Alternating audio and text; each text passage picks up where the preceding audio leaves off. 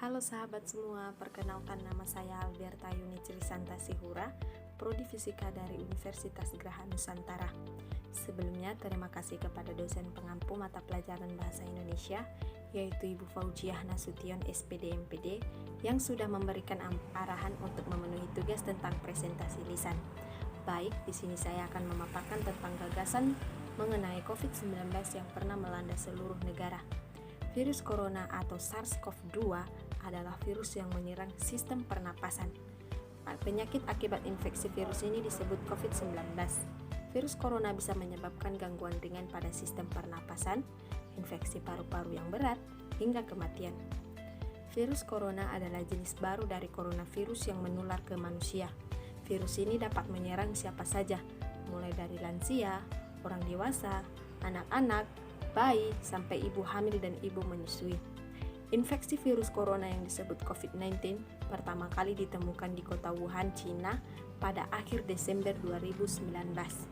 Virus ini menular dengan sangat cepat dan menyebar ke hampir semua negara, termasuk Indonesia, hanya dalam waktu beberapa bulan.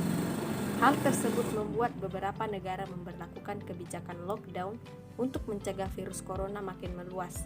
Di Indonesia, pemerintah menerapkan kebijakan pemberlakuan pembatasan kegiatan masyarakat atau PPKM untuk menekan penyebaran virus ini. Namun saat ini kebijakan PPKM sudah dilonggarkan menjadi PPKM level 1 pada sejumlah wilayah, misalnya DKI Jakarta, Banten, dan Jawa Barat. Coronavirus adalah kumpulan virus yang menginfeksi sistem pernapasan. Pada banyak kasus, virus ini hanya menyebabkan infeksi pernapasan ringan seperti flu. Namun, virus ini juga bisa menyebabkan infeksi pernapasan berat seperti infeksi paru-paru atau pneumonia. Selain virus corona, virus yang termasuk dalam kelompok coronavirus adalah virus penyebab Self-Acute Respiratory Syndrome atau SARS dan virus penyebab Middle Age Respiratory Syndrome atau MERS. Meski disebabkan oleh virus dari kelompok yang sama yakni coronavirus atau COVID-19, memiliki beberapa perbedaan dengan SARS dan MERS, antara lain dalam hal kecepatan penyebaran dan keparahan gejala. Tingkat kematian akibat virus corona menurut data yang dirilis Gugus Tugas Percepatan Penanganan COVID-19, jumlah kasus terkonfirmasi positif hingga 21 Juni 2022 adalah 6.069.255 orang dengan jumlah kematian 156.695 jiwa. Dari angka tersebut diketahui tingkat kematian akibat COVID-19 adalah sekitar 2,6%. Jumlah ini menurun dari 3,4% pada bulan Januari 2022 lalu. Meski jumlah kematian akibat COVID-19 tergolong tinggi, angka kesembuhan dari COVID-19 juga terus bertambah. Data terakhir menyebutkan jumlah orang yang pernah terinfeksi virus corona kemudian sembuh adalah 5.903.461 orang. Gejala awal infeksi virus corona atau COVID-19 bisa menyerupai gejala flu, yaitu demam, pilek, batuk kering, sakit tenggorokan, dan sakit kepala. Setelah itu gejala dapat hilang dan sembuh atau malah memberat. Penderita COVID-19 dengan gejala berat bisa mengalami demam tinggi, batuk berdahak, bahkan berdarah, sesak napas atau nyeri dada. Keluhan tersebut muncul ketika tubuh bereaksi melawan virus corona. Secara umum ada 3 gejala umum yang bisa menandakan seseorang terinfeksi virus corona, yaitu demam atau suhu tubuh di atas 38 derajat Celcius, batuk kering, dan sesak napas. Ada beberapa gejala lain yang juga bisa muncul pada infeksi virus corona meskipun lebih jarang, yaitu diare, sakit kepala, konjungtivitis, hilangnya kemampuan mengecap rasa, hilangnya kemampuan untuk mencium bau atau anosmia, ruam di kulit. Gejala-gejala COVID-19 ini umumnya muncul dalam waktu 2 hari sampai 2 minggu setelah penderita terpapar virus corona. Sebagian pasien yang terinfeksi virus corona bisa mengalami penurunan oksigen tanpa adanya gejala apapun. Kondisi ini disebut hypoxia.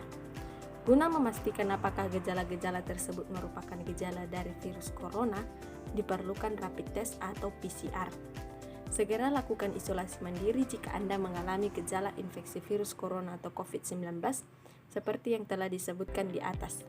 terutama jika dalam 2 minggu terakhir Anda berada di daerah yang memiliki kasus COVID-19 atau kontak dengan penderita COVID-19. Setelah itu hubungi hotline COVID-19 di 119 untuk mendapatkan pengarahan lebih lanjut. Bila Anda menduga telah terpapar virus corona tetapi tidak mengalami gejala apapun atau hanya bergejala ringan, tidak perlu memeriksakan diri ke rumah sakit. Anda cukup isolasi mandiri di rumah selama 10 hari sejak munculnya gejala, ditambah dengan 3 hari bebas gejala demam dan gangguan pernapasan. Jika muncul gejala, baru lakukan isolasi mandiri dan tanyakan kepada dokter melalui telepon atau aplikasi mengenai tindakan yang perlu dilakukan dan obat yang perlu dikonsumsi. Infeksi virus corona atau COVID-19 disebabkan oleh coronavirus, yaitu kelompok virus yang menginfeksi sistem pernapasan. Pada sebagian besar kasus, coronavirus hanya menyebabkan infeksi pernapasan ringan sampai sedang, seperti flu. Namun, virus ini juga bisa menyebabkan infeksi pernapasan berat seperti pneumonia, MERS, dan SARS. Ada dugaan bahwa virus corona awalnya ditularkan dari hewan ke manusia. Namun, kemudian diketahui bahwa virus corona juga menular dari manusia ke manusia. Seseorang dapat tertular COVID-19 melalui berbagai cara, yaitu tidak sengaja menghirup percikan ludah atau droplet yang keluar saat penderita COVID-19 batuk atau bersin, memegang mulut atau hidung tanpa mencuci tangan terlebih dahulu setelah menyentuh benda yang terkena droplet penderita COVID-19, misalnya uang, gagang pintu, atau permukaan meja. Selanjutnya, melakukan kontak jarak. Virus corona dapat menginfeksi siapa saja, tetapi efeknya akan lebih berbahaya atau bahkan fatal bila terjadi pada orang yang lanjut usia, ibu hamil, atau memiliki penyakit tertentu, perokok, atau daya tahan tubuhnya lemah, misalnya memiliki penyakit kanker. Karena mudah menular, virus corona juga berisiko tinggi menginfeksi para tenaga medis yang merawat pasien COVID-19. Oleh sebab itu, para tenaga medis dan orang-orang yang sering kontak dengan pasien COVID-19 perlu menggunakan APD atau alat pelindung diri. Berdasarkan data yang dikeluarkan oleh WHO, terdapat beberapa varian SARS-CoV-2 penyebab COVID-19. Berikut ini adalah jenis varian tersebut, yaitu varian Alpha yang pertama kali ditemukan di Inggris pada September 2020, varian Beta yang pertama kali ditemukan di Afrika Selatan pada Mei 2020, varian Gamma yang pertama kali ditemukan di Brazil pada November 2020, varian Delta yang pertama kali ditemukan di India pada Oktober 2020, varian Omicron yang pertama kali ditemukan di beberapa negara pada November 2021. Varian Omicron merupakan varian utama virus corona yang saat ini menyebar luas. Diagnosis virus corona. Untuk menentukan apakah pasien terinfeksi virus corona, dokter akan menanyakan gejala yang dialami pasien.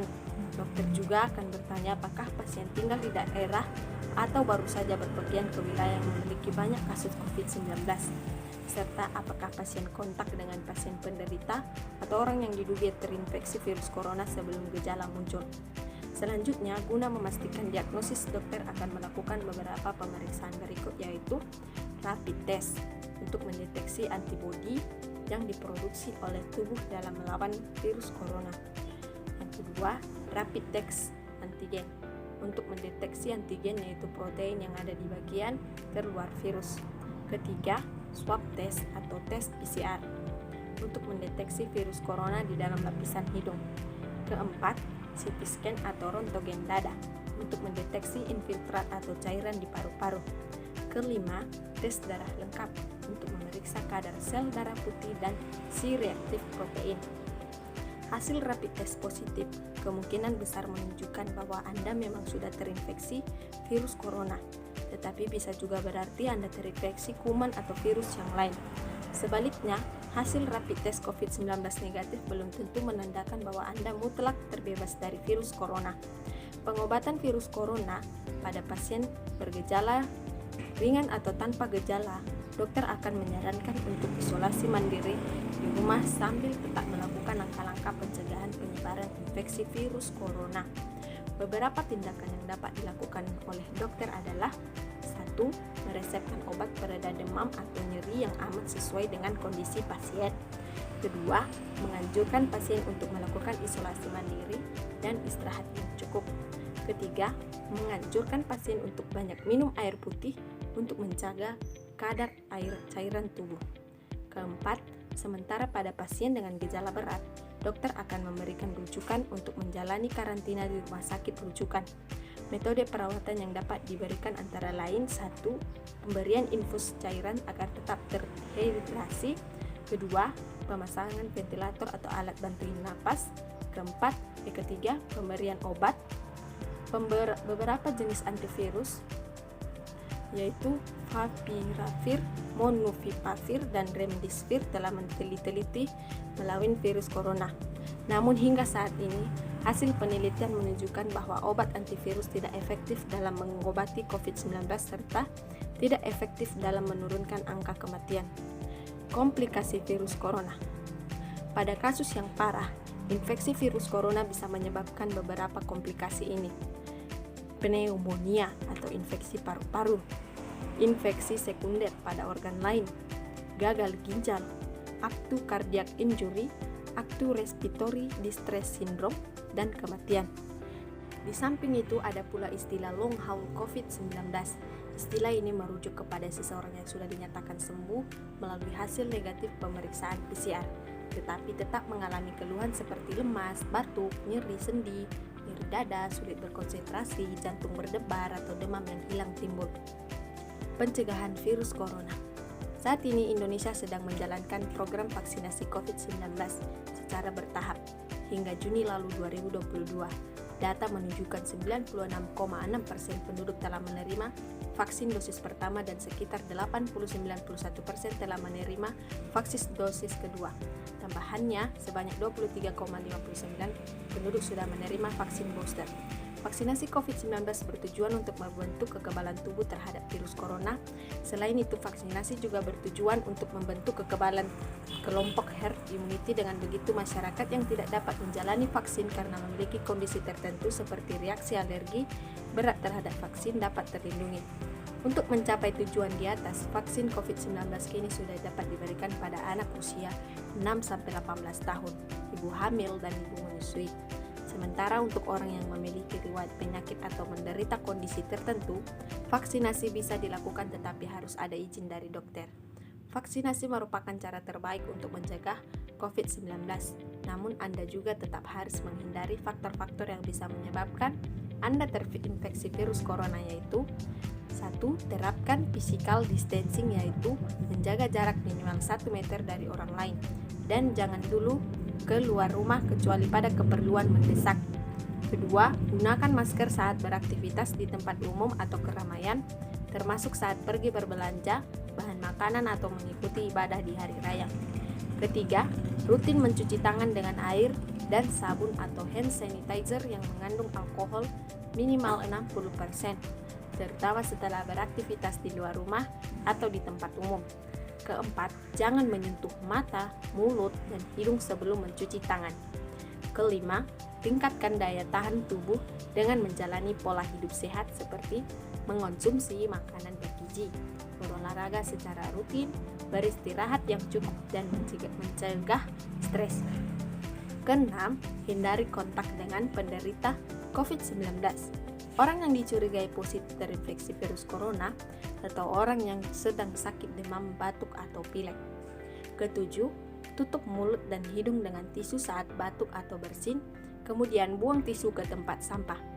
Kedelapan, jaga kebersihan lingkungan dan kebersihan rumah, termasuk benda-benda yang sering disentuh. Untuk orang yang diduga terkena COVID-19, termasuk kategori suspek dan probable yang sebelumnya disebut sebagai ODP atau orang dalam pemantauan, maupun PDP pasien dalam pengawasan, ada beberapa langkah yang bisa dilakukan agar tidak menularkan virus corona ke orang lain, yaitu 1.